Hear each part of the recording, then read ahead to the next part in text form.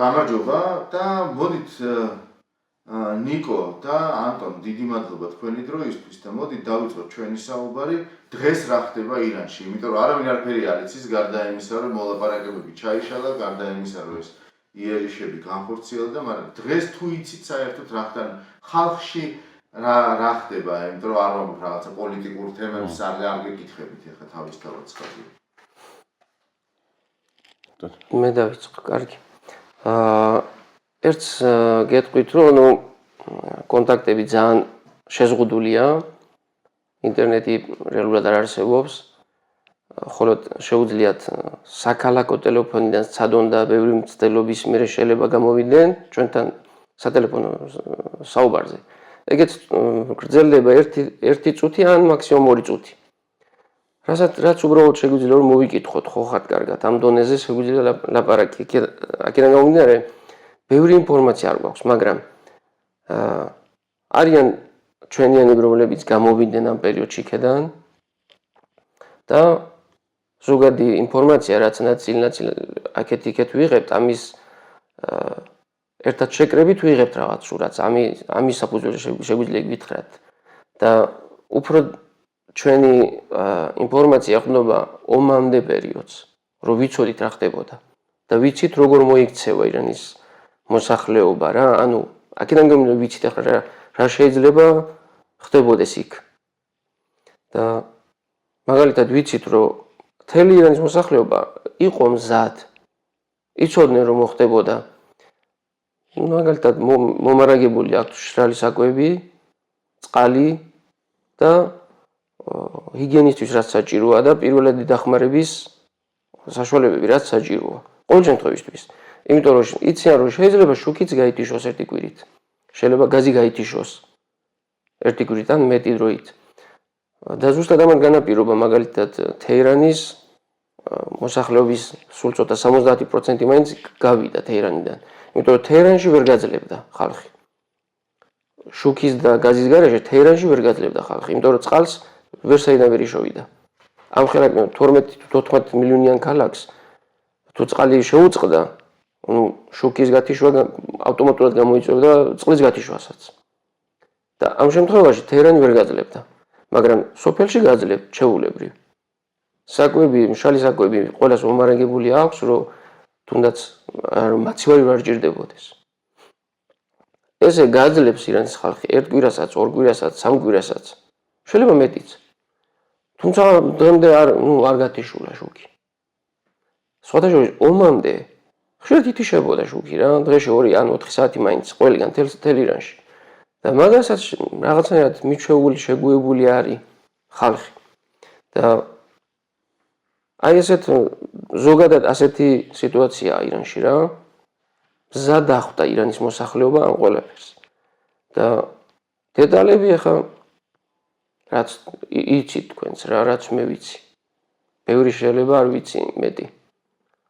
ანტონ, თქვენს გაგვიზიარეთ თქვენი ხედვა. ხო, როგორც ნიკომ თქვა, ხალხი კი მზად იყო და ახლა რაღაც კავშირები შედის ძალიან ძნელად და ჩემი აზრით ხალხი ჯერ მზად არის და ამაზე ძნელი მე ომში არაფერი კარგი არ იქნება, ყველა მიცის ეს და მაგრამ ელოდებიან კაი შედეგს.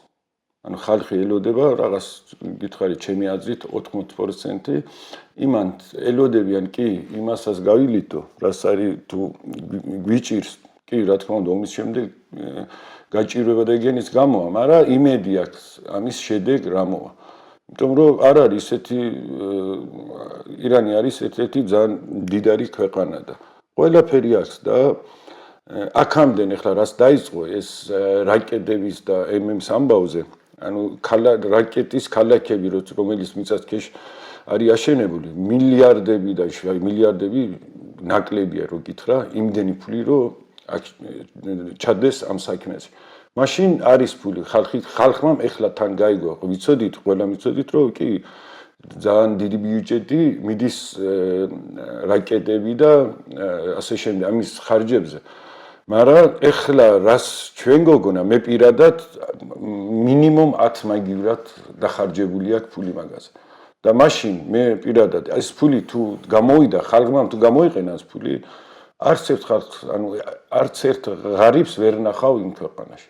მაგიტომაც ხალხი აი რაღაც ვიზამთ 1 თვე, 2 თვე, ახლა ჩემი აზრით მინიმუმ 3-4 თვე 4 თვე კიდევ დრო ჭირდება, რომ დასრულდეს ყველაფერი, მაგრამ ხალხის აზრი ეგ არის, რომ კი მოვითმინებთ მანამდენ და აი კაი შედეგს თუ მივიღებთ.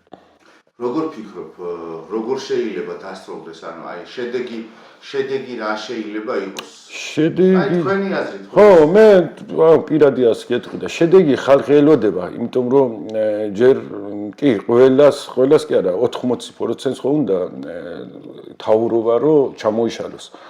მაგრამ შედეგს ელოდება, იმიტომ რომ ჯერ ძალა, იარაღი და ყველაფერი, ფული და ეგენი თავრობას და თავრობის ხარდაჭერებს, ანუ ბესიჯია თუ სეფაია და ასე შემდეგ უჭირო. ერთ პერიოდამდე საქმე წინ წაიტანო ამერიკამ და ისრაელმა. და მის შემდეგ რომ იმან ძალა აღარ კონდეს, რომ ხალხის წინამდე გამოვიდნენ ქუჩაში როგორც 3 თვის წინ და ამდენი ხალხი რო დახოცა. მანამდე თუ წავლენ კი ხალხი მზად არის, რომ შედეგი მიიღოს მაშინ. თურმე ხალხის გარეშე არაფერი არ გამოვა. მე ერთი ესეთი რაღაცა კითხვა მაინტერესებს კიდე რა შეიძლება იცოდეთ. ეს მთავრობა რომ ამდენ თანხას ხარჯავდა სამხედრო ამბებზე, ეს ეხლა გამოჩნდა თუ მანამდეც იცოდეთ? ვიცოდით, მაგრამ აქ უფრო გამოჩნდა. ანუ სარაკეტო ქალაქებზე არ ვიცოდით. ხო? ეხლა სქემები გამოვიდა. თვითონ ირანშიც იციან მეტნაკლებად რა. შეიძლება დიდმა ნაწილმა არც იცის ეს ამბები, როგორც ჩვენ დეტალურად ვიცით, რას ნიშნავს სარაკეტო ქალაქი. ესე იგი, რამოდენიმე სართული ყოფილა თურმე მიწის ქვეშ, რომელიც ლიფტებით მუშაობს, ლიფტს ამოაყავს ეს რაკეტი თავის გამშვებიანად, რაკეტას უშვებს და უკან ბრუნდება. იმიტომ რომ თავარი პრობლემა 12-იან ომში გამოჩნდა, რომ თავარი გამშვები იყო პრობლემა.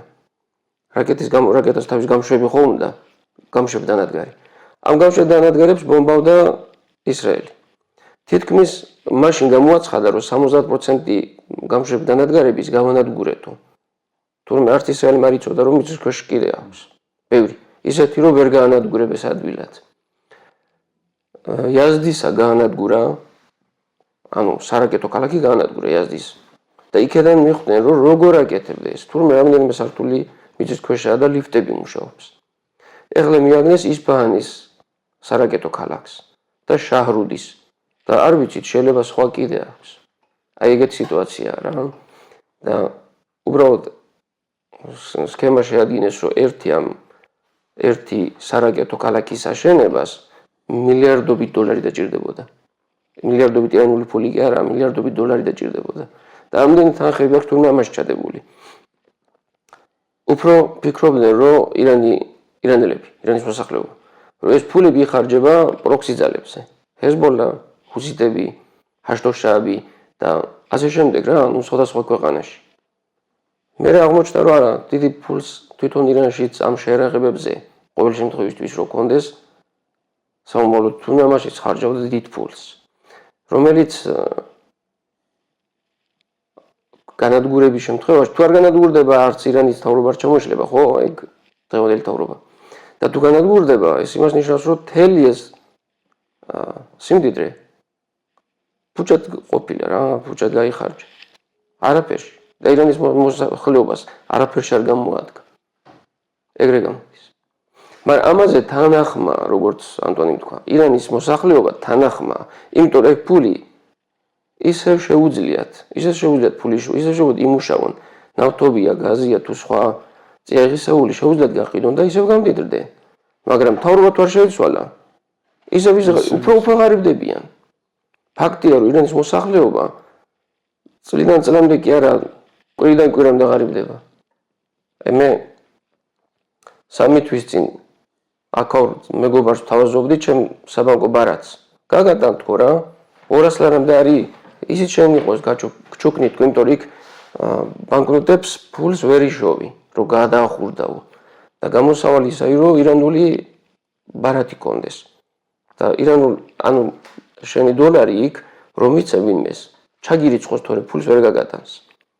ხო და ის 200 ლარი რომელსაც თავაზობდი და არ წაიღო იმ ჩემმა მეგობარმა, ეხლა 100 ლარზე ნაკლებია. ის ფული რაც მე ანგარიშზე მიდევს ირანში.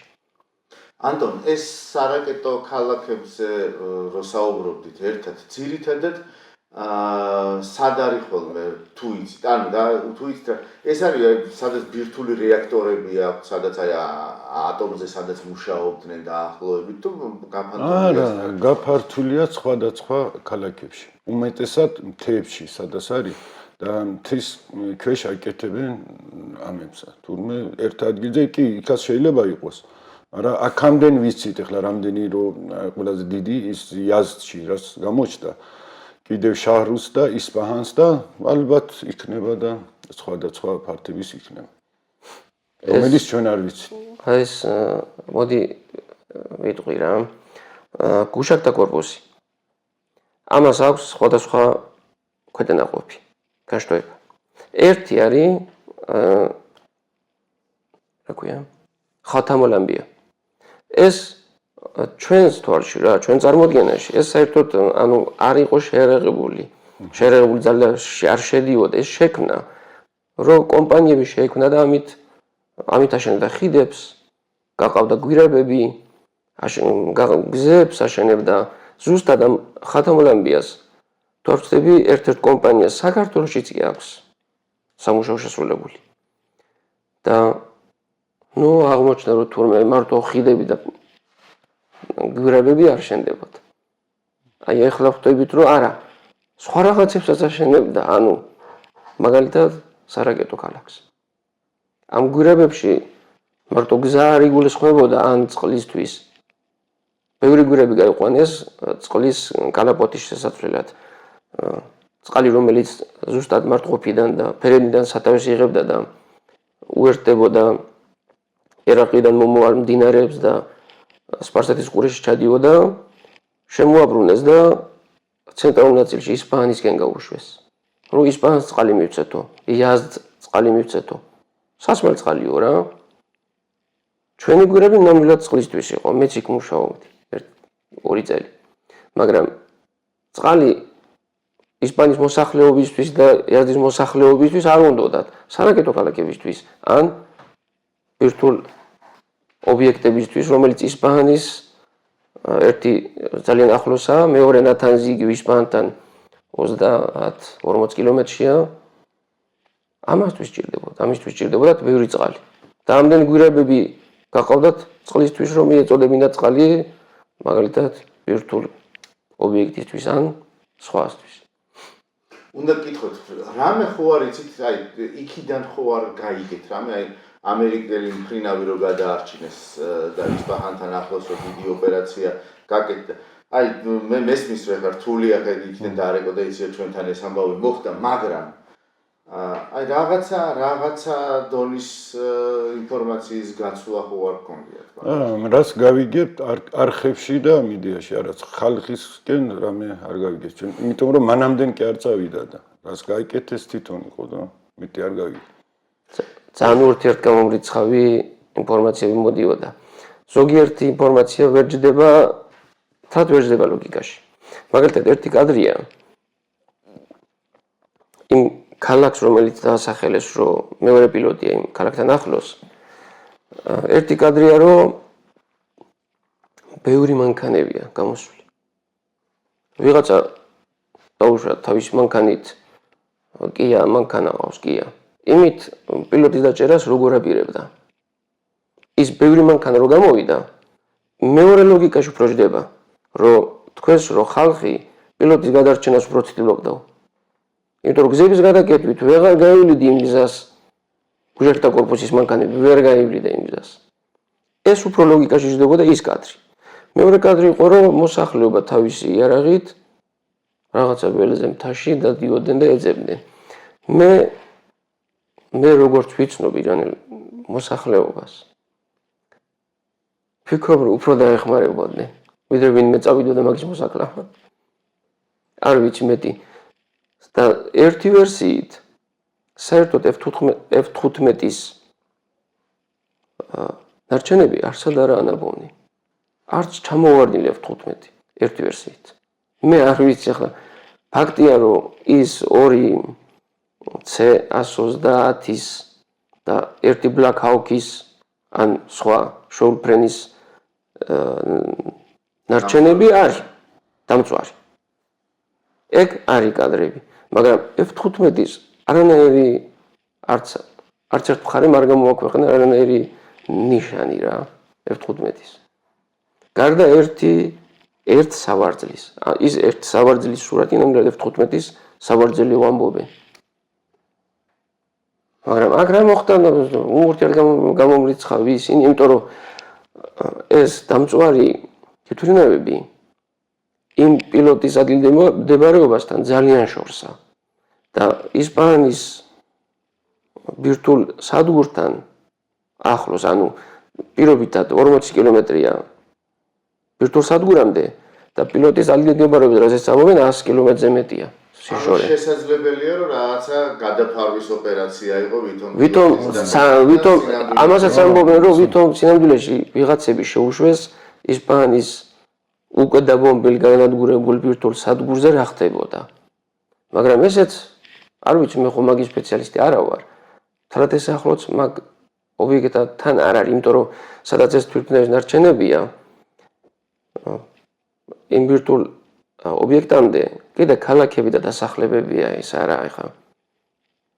უდაბნო არ იყო და ცარილი რაღაცა მანძილი რო გაიაროს სპეცრაზმა მაგალითად მანქანით ან ფეხით თან 40 ან 50 კილომეტრით ცოტა არა. მოკეთ გაუგებრობაა მან რა.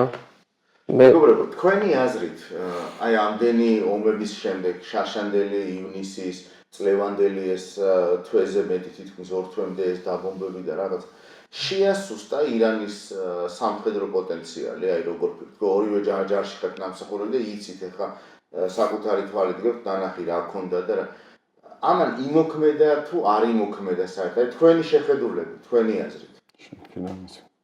ნუ მე შეერაღებაზე აზრს დიდად ვერ გამოვთქვა.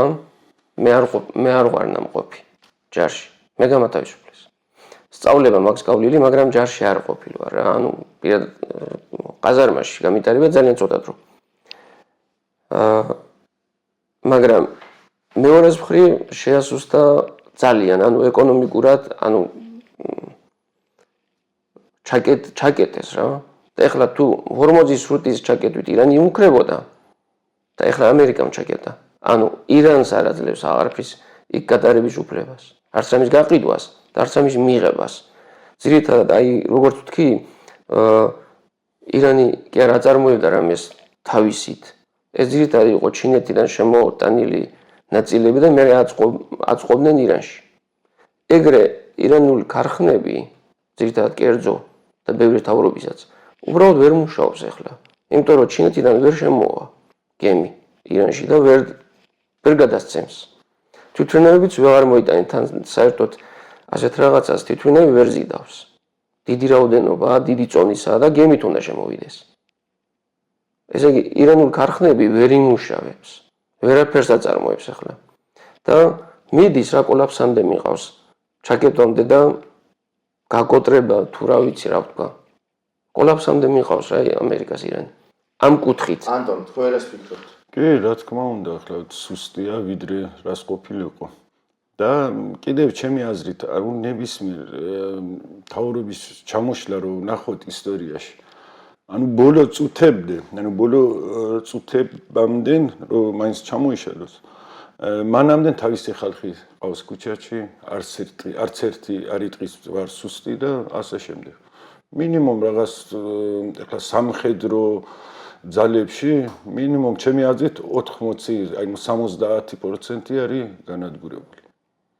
იმიტომ რომ არ არსებობს, ანუ ის კი არმია კი ირანის არმია კი თავი მაშინას მე ახლა იქ ვიყავი 2 წელს. მაშინას არ ქონდა ძალა, იმიტომ რომ რას ძალა იყო და რას ბიუჯეტი იყო სეფაჰის მხრიდან მიდიოდა და ის კი ჩათვალეთ არაფერი და იგივე სეფაჰისა. ანუ ბევრი სარაკეტო ახლა ქალაქები თუ ადგილები ძალიან ბევრი დაბომბეს.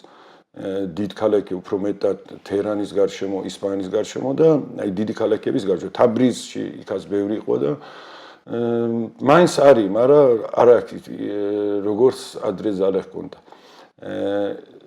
დასაწყისში ომი რო დაიწყო თითო დღეში თუ არ მეშლება 100-დან 150-მდე რაკეტს უშვებდეს და ბოლო დღეებში ცალობით ანუ 10-მდე კი არ უშვებენ. ო, რა თქმა უნდა, ის ნიშნავს არ უნდადეს, ძალა არ აქვს რომ გაუშვას. რა თქმა უნდა, ეგეც არის მართალია. ეხლა თქვენი აზრით, აი საბოლოო შედეგი რო დადგეს, რაზე არის დამოკიდებული? რახან ერთი მხრივ სუსტი არის ის ხელისუფალი.